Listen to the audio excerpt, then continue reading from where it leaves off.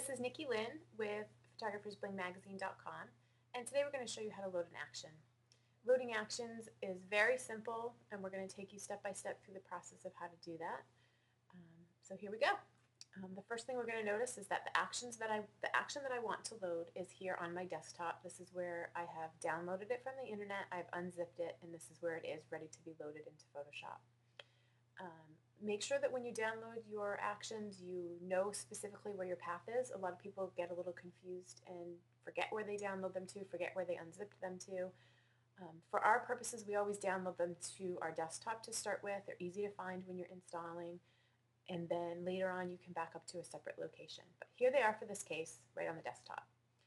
So now we're going to open up Photoshop, and what we need to do is make sure that our Actions window is visible. To do this, you simply go up to Window, you click this, and you make sure that this check mark is checked next to Actions. This is a list of all the different palettes that you have to choose from to be visible in Photoshop depending on which tools and layers and such that you're working with. If this button is unclicked, your Actions layer simply disappears. So anytime you lose any of your palettes and you're not sure how to get them, you go Window, you click next to the one that you want to show. So in this case, again, it's Actions. Our actions we have set to standard mode. Your actions may look like this. They may be set to button mode. You can still load actions regardless. To play an action in button mode, you double click it. To play an action in standard mode, you actually just click on the action and click play down here. So we're going to go ahead and load this action. We've chosen to load our ColourPop action. So you click this drop-down menu. You click Load Actions. You find, again, ours is on our desktop, we're doing ColourPop Magic Action. This is a Photographer's Bling magazine action that's available in our boutique. We're going to open this, and you'll see that down here we now have our ColourPop Magic Action is installed in Photoshop. I will just show you very quickly how to go ahead and play that. So we're going to pull up an image that needs a little bit of color popping. It's a cute image, but it's a little bit flat and needs some work. So we're going to go back over here to our Actions palette. We're going to click our ColourPop action, and we're going to play it. And you'll see here this added some depth and it added some color.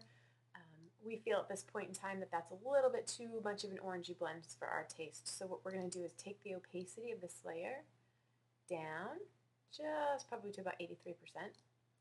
And we're going to take our fill down just to about 92%. Kind of like the way that looks, so we're going to leave that there.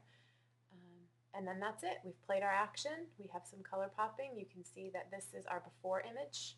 You can see the little flat tones, and you can see our after image. It really pops the greens. It adds some yummy skin tones.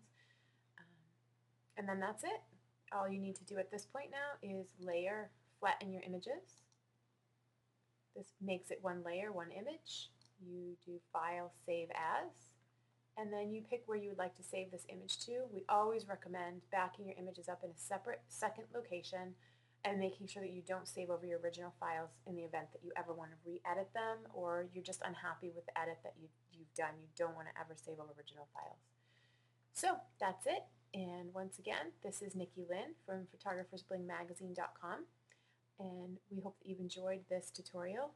We have many others available on our website, so please check them out. Have a great day.